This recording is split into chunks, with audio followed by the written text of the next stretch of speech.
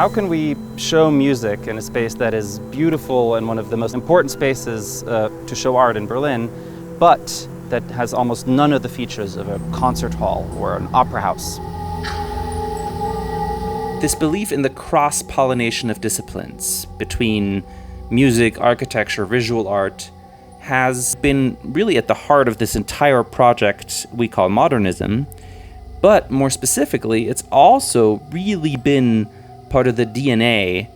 of the Neue Nationalgalerie since this museum opened almost 60 years ago. Soundscapes in the Garden feeds from a deep legacy of music here at Neue Nationalgalerie. It is in many ways a continuation and a special edition of Sound in the Garden, which Klaus Biesenbach launched in 2022, right as the museum reopened after a long renovation. That series, in turn, also paid homage to the now legendary series, Jazz in the Garden, which brought some true icons to the sculpture garden in the 1970s, including Keith Jarrett, Alice Coltrane, and many others.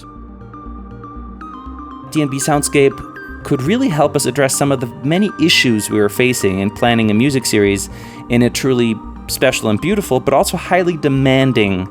outdoor space. We could allow visitors to truly feel immersed in the music physically without having to necessarily crank up the volume to a level that would make every neighbor shut us down. And we could, with a single setup, support not only a very wide range of artists with a very broad variety of outputs available to the sound engineers, but we could even use the same very minimally designed system to cover both several days of live shows and a day of really highly complex sound and music installations with music from Alva Noto, Stephen O'Malley, and Ryuichi Sakamoto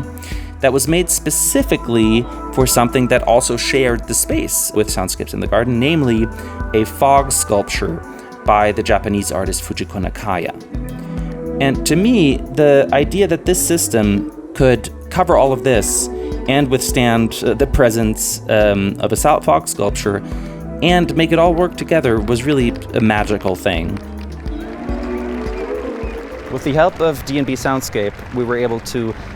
experiment and try new formats in the sculpture garden without having to pretend the space is anything else than what it really is. And that's really the beauty of working with such a system, that as curators we can both use the space and also safeguard this beautiful architecture that is entrusted to us.